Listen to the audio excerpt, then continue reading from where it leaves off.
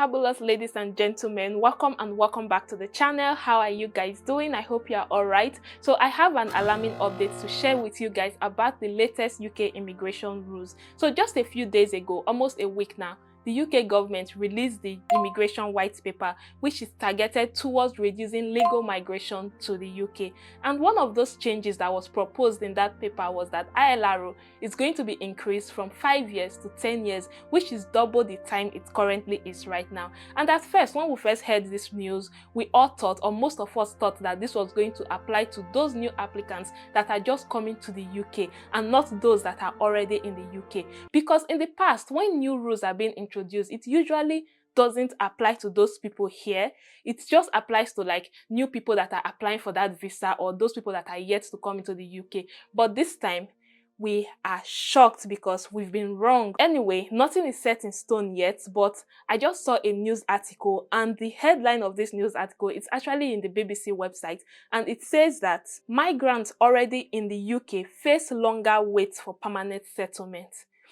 I hope this is a joke because this is not funny anymore. So if you go down to read further, it says new rules making migrants wait longer to qualify for permanent settlement in the UK will apply to people already in the country under government plans. I hope it's just a plan because this plan is something else.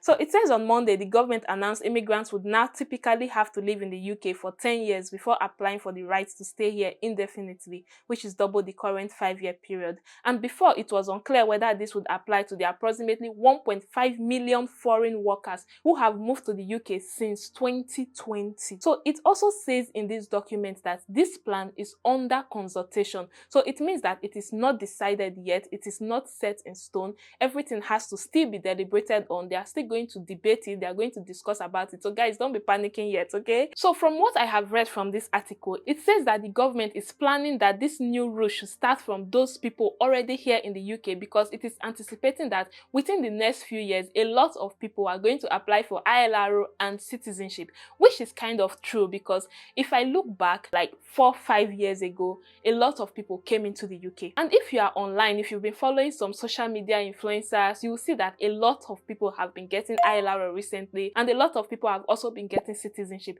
So it's just common sense to actually know that within the next 2 years, more people are going to get ILRO and more people are going to get citizenship. So they're actually thinking that it is better for them to implement these changes now before everybody starts getting ILRO and citizenship, because let's face it, people are not actually coming to the UK anymore. It's even showing in their statistics that the number of people applying for visas have reduced. So what would be the aim of these new rules if there is nobody to actually apply these rules to? Now, apart from this category of people, there are also some set of people that they are saying that they can also qualify for this 5 years route or even shorter if they can show that they have contributed to the UK's economy and society. And then I'm wondering, like, how exactly do they measure that? Let's do a little bit of calculation. So I'm going to quickly go to the UK government's website, and this is what every migrant in the UK go through. So let's say I'm coming over to the UK, I'm applying for a skilled workers visa. How much am I going to pay? Now, this is assuming that I am coming alone, without my husband, without my 4 children or how many children I have. Now, let's see. From the UK government website, it says that, let's say, skilled worker visa, right?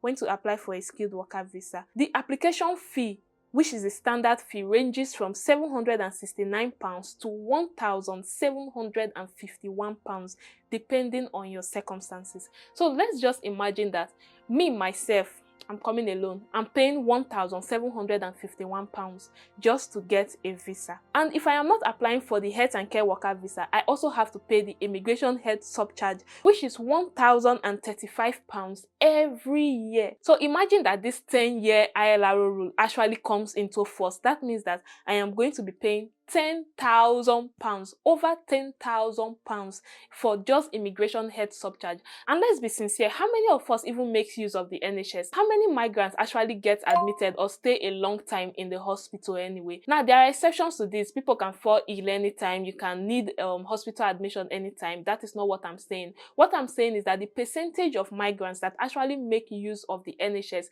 is very small. If you've been following me for a while, there was one video, one story time video that I posted at one point, and that was about the whole NHS. My husband had a head injury and no treatment was done. They just told him to go, and then we had to like go for private, and that cost us more money. So imagine as a migrant now, you are paying £11,000 or let's say £10,000 for immigration health subcharge, and you are not even getting the service that you are paying for. Now that aside, let's say okay, maybe you got admitted in the hospital, God forbid, but let's say you got admitted in the hospital, or you had to have a surgery, or maybe you had a baby in the UK and then you make use of this money. Now for you to renew your visa, the skilled workers visa is renewed every 3 years, but I think within the past 2 years now they started giving 5 years skilled workers visa. So let's say you have to renew your visa. Now you have to pay another amount of money to renew your visa. And from the UK government website, again, if you are applying from inside the UK to extend,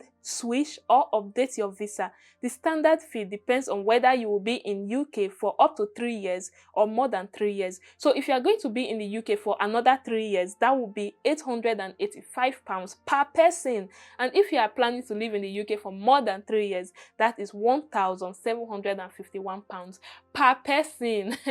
This amount, guys, is per person. I'm assuming that the average immigrant has a wife or a husband and has at least 2 children. Now calculate this amount per person. You know how much you are contributing to the UK economy already, just in visa fees. Now that aside, let's calculate how much you are going to spend when you decide to now apply for ILRO. Now currently, to apply for indefinite leave to remain, each person has to pay £3,029. Imagine if you are a family of 5, husband, wife, 3 children. Do you know how much you are going to pay just to get ILRO? Is that not contributing to the economy enough? I don't know. Now let's assume that you are going to work. Of course you are going to work because you are coming on a skilled worker visa. Of course you have to go to work, and most of the time our contracts are like 40 hours. Now imagine you are working 40 hours every week. You are paying tax 20%. If you decide to do agency, now you are going to pay 40% tax. We have full-time jobs. We still do extra jobs on the side, and these jobs are being taxed. Are those contributions not going to the UK economy? How many British citizens actually keep full-time jobs and then work extra on the side? Most of them are happy working part-times and then claiming benefits. Now let's get to the benefits part.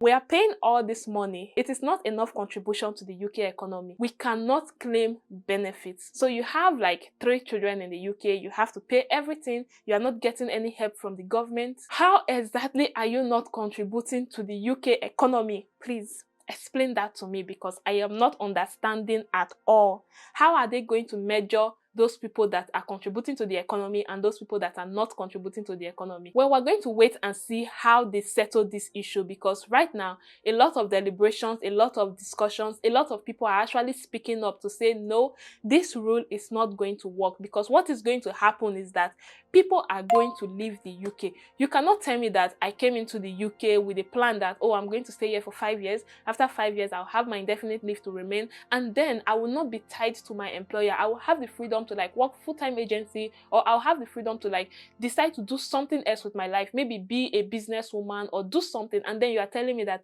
I have to wait another 5 years, double the time that I initially planned for. This is like a betrayal. Like, things doesn't work that way. I already have my life plan. I already planned that this is how long it's going to take me to work and do this. Like, disrupting this in the middle of my plans is just no, this is very destabilizing, and I hope that the people that are really making these policies actually know what they are doing, and they are actually thinking of the immigrants that are going to be affected by these rules. Because yes, I understand there are a lot of migrants in the UK. True, I'm not disputing that. A lot of things have gone up, like it's hard to get housing, it's hard to get some services. Yes, I am not disputing that fact. But why are you targeting legal migrants? There are other illegal migrants that you could have targeted. Like, there are people that are in the UK that are not supposed to be in the UK. What are you doing about that? Why don't you focus on those people first? And apart from that, there are also citizens in this country. I know I'm going to get backlash for this, but I am going to say it. There are British citizens in this country that are comfortable staying at home, getting benefits, and not doing any work just because they are citizens. They have that passport, so they can claim as much benefits as they can. You see a normal British man with hands and legs, no cognitive impairment, relaxed at home, claiming benefits for 3 children, and then they will be registered blind, but yet they can see everything. This government is spoon-feeding its citizens, if you ask me. And we, the migrants, are taking the heat of that. Where is our tax going? Because we can't claim benefits. Our tax is paying the benefits for your citizens, and yet you are telling us that we are not contributing enough to the economy. I rest my case. These rules are still being deliberated on. They are still having discussions. They are still having debates. This is what everybody in the UK is talking about right now. So nothing is set in stone yet. Guys, don't panic for any reason yet. Have a plan B, have a plan C. I keep saying this. If only people would listen to me from the beginning, from the start. I have always said this. Before they started doing all these immigration rules, new changes here, new changes there, I have always said it. Have a plan B, have a plan C. You don't even need to plan to act on that plan. Just having that backup plan is a reassurance to you that whatever happens, you will not go back and start from square one. Have a plan B, guys.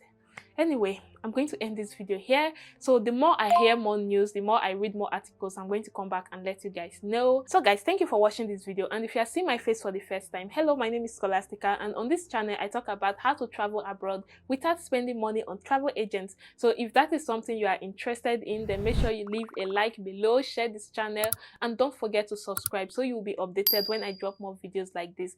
And I'll see you guys in my next video. Until next time, I love you guys. Stay fabulous. Bye.